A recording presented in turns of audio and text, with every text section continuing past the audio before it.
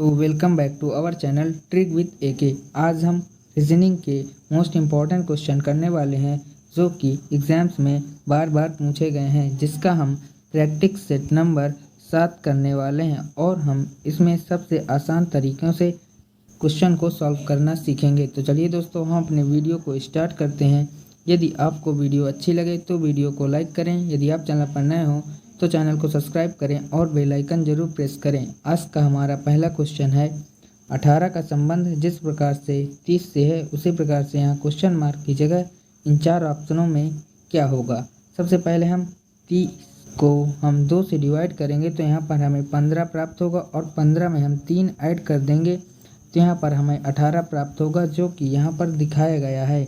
ठीक उसी प्रकार से हम 66 को हम 2 से डिवाइड करेंगे तो यहाँ पर हमें 33 प्राप्त होगा और 33 में हम यदि 3 ऐड कर देंगे तो यहाँ पर 36 प्राप्त होगा। यही हमारा आंसर होगा, जो कि ऑप्शन सी में है। हमारा एकदम बिल्कुल से करेक्ट आंसर होगा। इसके बाद हमारा नेक्स्ट क्वेश्चन है जिस प्रकार से 24 का संबंध 144 से है उसी प्रकार का 324 से संबंध में इस क्वेश्चन मार्क के स्थान पर इन 4 ऑप्शनों में क्या होगा।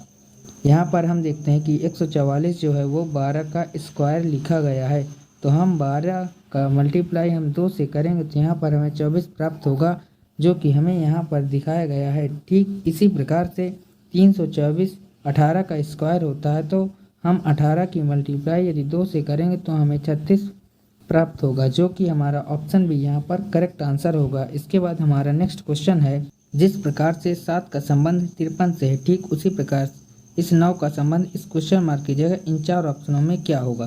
तो हम सबसे पहले 7 की मल्टीप्लाई 6 से करेंगे तो यहाँ पर हमें 42 प्राप्त होगा और 42 में यदि हम 11 ऐड कर देंगे तो 53 हमें प्राप्त होगा, जो कि यहाँ पर दिखाया गया है।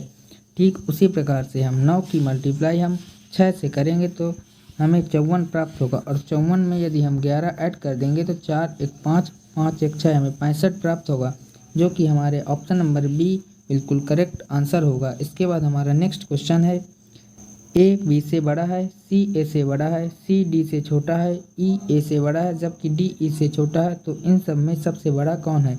ऐसे क्वेश्चनों को सॉल्व करने के लिए एक ट्रिक होती है। सबसे पहले जो बड़ा दिखाया जाए उसको लिखते जाएं। जैसे कि यहाँ पर ए बी से बड़ा है तो ए सबसे बड़ा होगा। फिर बोल रहा है कि सी, फिर यहाँ पर दिखाया गया है सी ए से बड़ा है तो सी यहाँ पर अभी सबसे बड़ा होगा, तो हम सी को लेकर चलते हैं। इसके बाद सी डी से छोटा है तो यहाँ पर हमें डी सबसे बड़ा प्राप्त होगा। इसके बाद ई ए से बड़ा है जबकि ई जो है ए से बड़ा है, जबकि डी जो है ई से छोटा है। यहाँ पर हमारा ई सबसे लार्जेस्ट हो गया, अब डी हमारा यहाँ पर छोटा हो गया। इसके बाद अब क्वेश्चन में बोल रहा है कि उन सब में सबसे बड़ा कौन है, तो यहाँ पर हमारा आंसर ई आया, जो कि हमारा ऑप्शन नंबर डी बिल्कुल करेक्ट आंसर होगा। इसके बाद हमारा नेक्स्ट क्वेश्चन है आपको हमारे चैनल ट्रिक विद एको को सब्सक्राइब करना है और इस वीडियो को लाइक करना है। यदि आपका कोई डाउट हो तो यहाँ पर कमेंट बॉक्स में हमें आप कमेंट कर सकते हैं, आपका आंसर दिया जाएगा। इसके बाद नेक्स्ट क्वेश्चन है गुल्लू 18 मीटर दक्षिण की ओर चला और फिर पश्चिम की ओर 25 मीटर चला, फिर पूर्व की ओर 28 मीटर चला। इस समय उसका मुख किस दिशा की ओर है। तो सबसे पहले हमें पता है कि ऊपर की तरफ नॉर्थ होता है और नीचे की तरफ साउथ होता है, दाएं तरफ यहाँ पर ईस्ट होता है और बाएं तरफ यहाँ पर वेस्ट होता है।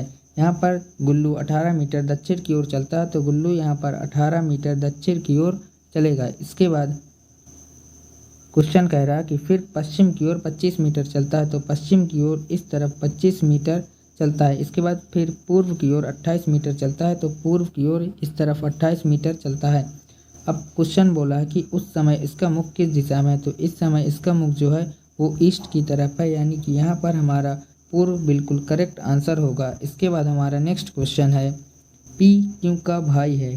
पी यहाँ पर क्यों का भाई है, तो यहाँ पर पी जो है क्यों का भाई है। इसके बाद क्यों जो है आर का भाई है, यहाँ पर क्यों जो है वो आर का भाई है तो यहाँ पर क्यू आर का भाई हो गया। इसके बाद आर एस का पति है, आर जो है वो एस का पति है तो आर एस की यहाँ पर शादी हो गई और ये महिला हो गई। इसके बाद है टी जो है पी के पिता हैं, जो टी हैं वो पी के पिता हैं तो यहाँ पर टी जो है पी के पिता हो गए। इसके बाद क्वेश्चन कह रहा है कि एस का टी से किस प्रकार संबंधित है।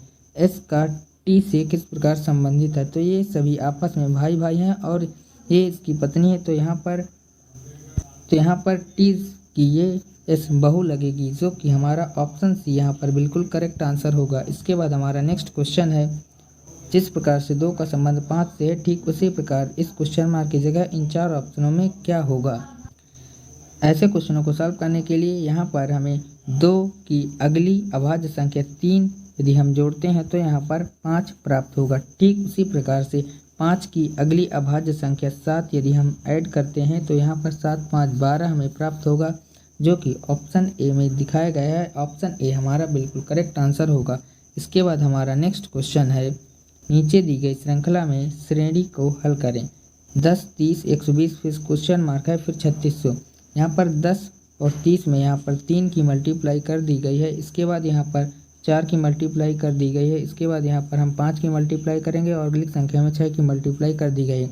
तो यहाँ पर हम 120 में 5 की मल्टीप्लाई करेंगे तो यहाँ पर हमें 600 प्राप्त होगा, जो कि ऑप्शन बी हमारा बिल्कुल करेक्ट आंसर होगा। इसके बाद हमारा नेक्स्ट क्वेश्चन है, जिस प्रकार से मछली का संबंध गलफड़ा से है उसी प्रकार आदमी का संबंध इन 4 ऑप्शनों में किससे होगा। मछली गलफड़े से सांस लेती है, ठीक उसी प्रकार आदमी यहाँ पर फेफड़े से सांस लेता है। तो ये हमारा ऑप्शन सी बिल्कुल करेक्ट आंसर होगा। इसके बाद हमारा नेक्स्ट क्वेश्चन है, दी गई मैट्रिक्स में लुप्त संख्या ज्ञात करें। यहाँ पर हमें एक मैट्रिक्स दी गई है। इस क्वेश्चन मार्क की जगह हमें चेक करना है कि क्या भरा जाएगा। यहाँ पर 24 को यदि हम 4 से डिवाइड करते हैं तो यहाँ पर हमें 6 प्राप्त होगा, जो कि यहाँ पर दिखाया गया है और ये 24 का स्क्वायर लिखा गया है। ठीक उसी प्रकार से यहाँ पर हम 15 की डिवाइड हम 3 से करेंगे तो हमें 5 प्राप्त होगा और यहाँ पर ये 15 का स्क्वायर लिखा गया है। तो यहाँ पर हमारा 5 बिल्कुल करेक्ट आंसर होगा, जो कि ऑप्शन डी में है। इसके बाद हमारा नेक्स्ट क्वेश्चन है, दिए गए विकल्पों में लुप्त संख्या ज्ञात करें। यहाँ पर हम 15 में यदि 3 घटा दें तो हमें 12 प्राप्त होता है। तो 15 में 12 गया 3, ये तो करेक्ट आ गया। इसके बाद यदि 44 में हम 28 घटाएंगे तो हमें 16 प्राप्त होगा। तो ये मेथड हमारा करेक्ट नहीं होगा, तो हम इसमें तो एक दूसरा मेथड अपनाते हैं। यहाँ पर 3 में यदि हम 5 प्लस कर दें तो यहाँ पर 8 प्राप्त होगा। इसी तरह यदि हम 8 में 5 प्लस कर देंगे तो हमें 13 प्राप्त होगा, जो कि हमारा ऑप्शन बी यहाँ पर बिल्कुल करेक्ट आंसर होगा। इसके बाद ये हमारा नेक्स्ट क्वेश्चन है, दी गई 5 आकृति में से उस आकृति को चुनिए जो इन 3 वर्गों के बीच संबंध को बिल्कुल सही दर्शाता है। यहाँ पर ईंट, घर और पुल का हमें वेन डायग्राम बनाना है। तो ईंट का वेन डायग्राम कुछ इस प्रकार से होगा। ईंट से घर बनता है लेकिन पूरा घर ईंट से नहीं बनता, तो हमारा वेन डायग्राम कुछ इस प्रकार से होगा। पुल में भी ईंट का प्रयोग किया जाता है लेकिन पूरा पुल ईंट से नहीं बनता, तो हमारा वेन डायग्राम कुछ इस प्रकार से होगा, जो कि हमारा ऑप्शन 5वां बिल्कुल करेक्ट आंसर होगा। सो ये क्वेश्चन आज का लास्ट क्वेश्चन था। तो आपको वीडियो कैसी लगी? यदि आपको वीडियो अच्छी लगी हो तो वीडियो को लाइक करें। यदि आप चैनल पर नए हो तो चैनल को सब्सक्राइब करें और बेल आइकन जरूर प्रेस करें। आज के लिए इतना ही, मिलते हैं नेक्स्ट वीडियो में। तब तक के लिए जय हिंद।